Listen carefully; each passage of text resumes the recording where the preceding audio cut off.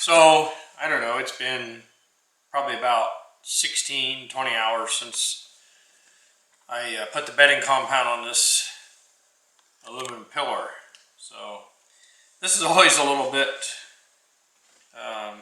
nerve-wracking, but I've never had a project that I haven't been able to get apart if I use the paste wax as release agent. So, we're going to try to get this screw out. Turns easy enough.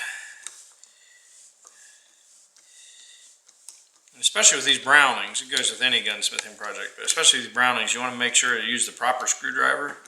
These Brownings have very thin slots. So the screw is loose. Let's see if I can get it wiggled out of there. There it comes. So that was easy enough. Even though that screw went through bedding compound epoxy, popped right out.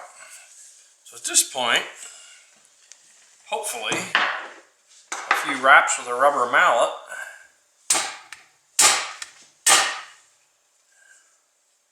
we'll be able to get this stock off.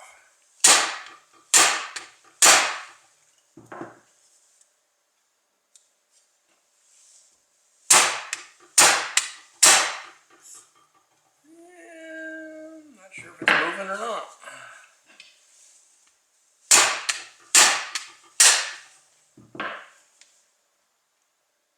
It's moving a little.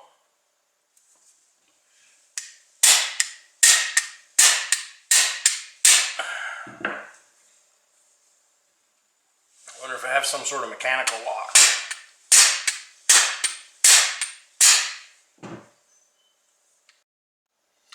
So I successfully got this apart.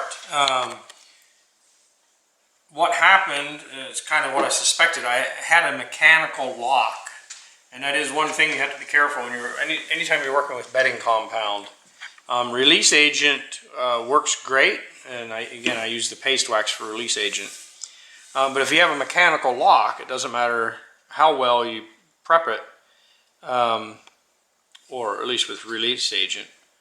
You can still have issues, and I wasn't able to get it apart. I had to put this in put the stock in a vise padded with leather, and I actually had to smack the back of the receiver.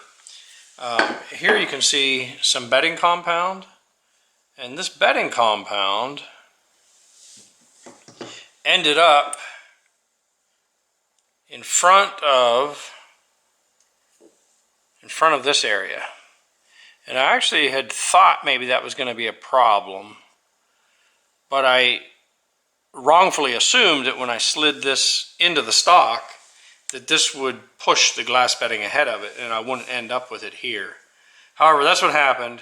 Ended up with a mechanical lock. I had this chunk of bedding compound in front of here, which prevented the receiver from coming out of the stock.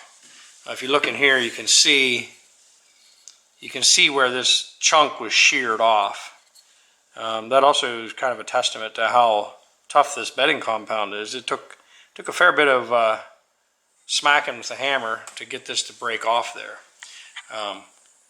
However, now that it's free, I'm very happy with the job. I have the aluminum pillar in there. The hole is precisely located. Being it's sleeved in aluminum, shouldn't have any trouble with that hole egging out. The stock is glass bedded to the receiver, to the individual receiver, so it should be just a super job wood to metal fit as far as recoil, handling recoil, and its longevity. Anyhow, a couple thoughts on this. You know, if I were to do this over, maybe I would have tried to find a thinner pillar instead of that big chunk of aluminum. If you had a thin-walled piece of metal, or steel, rather, tubing, maybe I wouldn't have had to remove near as much wood. Regardless, I'm very happy how this turned out. So, now that I have this completed, I'll work this wood down, you know, finish shaping it to my preferences. I'll probably end up putting some relief cuts in the comb here. And then I'll finish it. But hope this is helpful to somebody out there and you enjoyed this video.